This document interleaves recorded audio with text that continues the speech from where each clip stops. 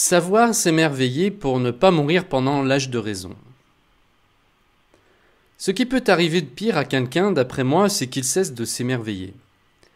Nous passons bien trop souvent devant les choses sans vraiment les voir, nous trouvons que tout est normal et ne voyons plus le miracle d'un simple coucher de soleil, la prouesse de survoler un pays en quelques minutes en le regardant à des kilomètres de hauteur par un hublot, ou encore la beauté et la diversité incroyable de notre planète, ses formes, ses reliefs, ses nuances, ses couleurs.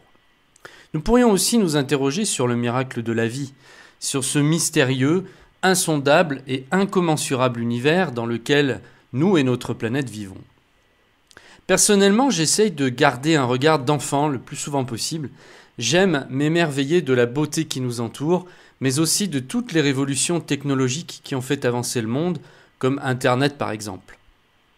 Si ces dernières nous coupent parfois de nos besoins essentiels par manque de maîtrise, elles apportent aussi un confort que nous n'avions pas auparavant et qui nous permettent d'aller beaucoup plus loin. Dire que nous avons la possibilité de travailler aujourd'hui en ayant seulement comme outil de travail un ordinateur et que l'on peut voyager en même temps, passer d'une ville à une autre, d'un pays à un autre, sans avoir à rester dans un bureau, tout cela n'est-il pas miraculeux ? Si nous avions décrit comment serait notre monde il y a seulement un siècle, on nous aurait pris pour des fous. Nous pouvons passer des journées entières en étant somnambules et en passant devant des merveilles sans les voir, en ayant le regard figé, en étant pris dans nos pensées, préoccupés par des choses temporaires et sans importance. Nous sommes hypnotisés par nos habitudes alors que nous pourrions changer notre regard et notre perception, et voir tout sous un angle complètement différent.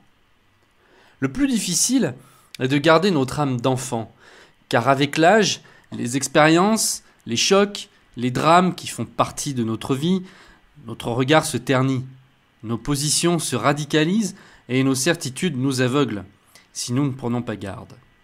Je m'amuse toujours à voir comme un petit enfant ne se préoccupe que du moment présent.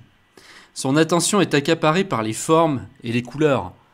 C'est aussi un formidable observateur qui, sans juger, est capable de repérer tous les travers d'un adulte en très peu de temps et qui en joue. Nous assimilons trop souvent l'enfance à la naïveté. Mais finalement, la naïveté, c'est peut-être de croire qu'accumuler des connaissances ou monter dans l'échelle sociale définit notre valeur. La véritable intelligence, c'est peut-être de savoir s'émerveiller devant les choses les plus simples de la vie et de voir l'universalité en ce qu'il y a de plus anodin. Quelle est la principale différence entre un enfant et vous ? Lui n'a pratiquement pas de passé, et c'est ce qui fait qu'il vit dans l'instant. Notre capacité à être heureux dépend de notre capacité à oublier le passé. Si nous pouvons nous réveiller le matin en oubliant ce qu'hier a été, alors notre regard sera neuf et nous pourrons de nouveau nous émerveiller.